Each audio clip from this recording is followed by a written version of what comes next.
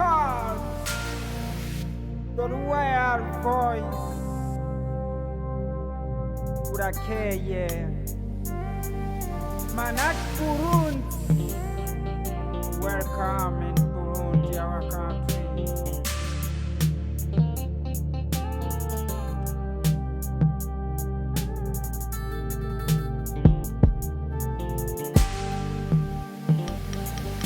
Kuva kera narinda abarundi barabahinga barihangira imirimo biciye mu myuga mvabwenge itandukanye bikababeshaho.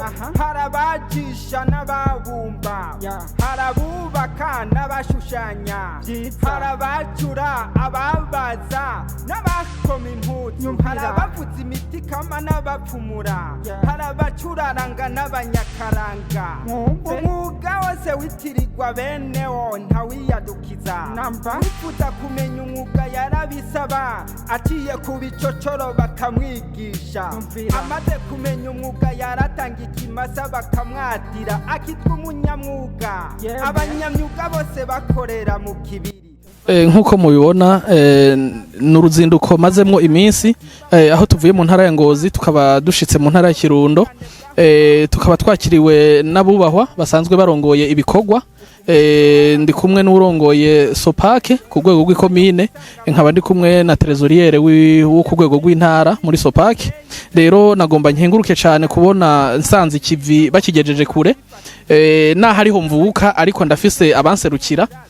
Gutyo rero nkagira nti ni vyiza yuko imigambi ya MANAAC muyumva mu bambere, kuko MANAAC ni entreprise mugabo SOPAAC ni koperative izoshigikira MANAAC canke MANAAC nayo igafasha SOPAAC. Rero twe tukabasaba yuko mushishikara gukorera mu bumwe, kandi ni impanuro nariko ndabaha kugira ngo muteze imbere cane aba banyamyuga bato bato.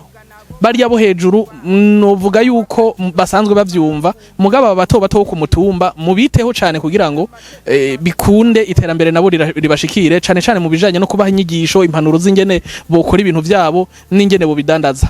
Nkaba nashaka rero guha akajambo umwubaha patiri yaduteye iteka, naho asanzwe ari umuhanuzi wiwanje, mugabo asanzwe arongoye SOPAAC yo ngahi Muyinga, akabereka ingene yagiye abikora, ingene yagiye abigenza kugira ngo iwiwe hatera imbere cane. Murakoze.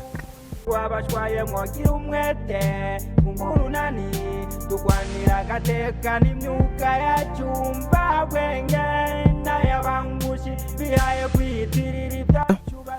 Ndi patiri Nshimirimana Cleophas, nsanzwe ndangurira ibikorwa bya misi yose by'umusaserdoti muri paruwase Gasura, ni komine Vumbi ntara ya Kirundo, ariko mvuka muri komine Muyinga, ni province Muyinga birumvikana.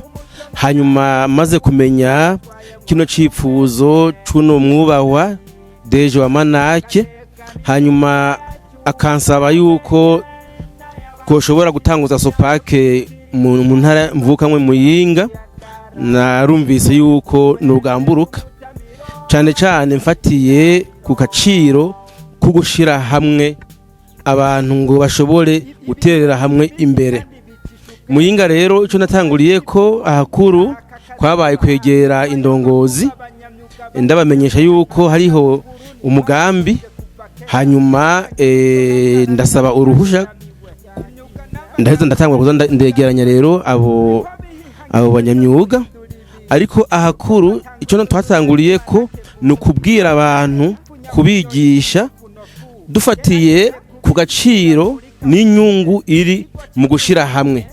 None ubu aho bigeze turindiranye igishika inama kaminuza Assemblée Générale kugira ngo iyo koperative mu ntara itangure, hanyuma izoheze rero yunge ubwo bumwe niyo societe MANAAC. Duheze rero tubereke ko vy'ukuri tureko turayaga amasigara cicaro, ko ico ciyumviro kizovyara iterambere, ko tuvuze yuko twohera ngaha nkumbure n'abandi batoza baraza bahigira ibitari bike. Murakoze.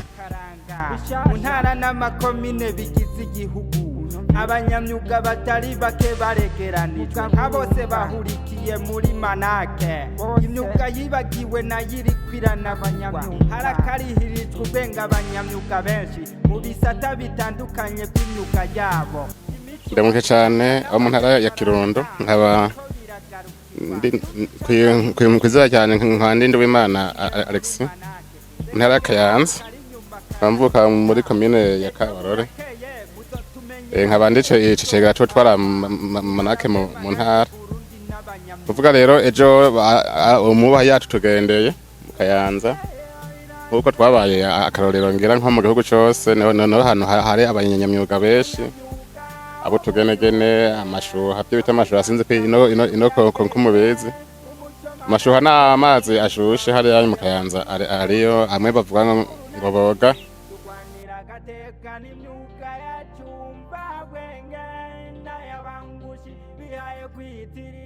chuba tujimitsi yakarare boye kuduhendesha umutamiro batunyazimirariro banyamyuga ho muri hose aguruka ikangure burakeye umuco MANAAC Burundi wabashwaye mwogira umwete umurunani tugwanira agateka n'imyuga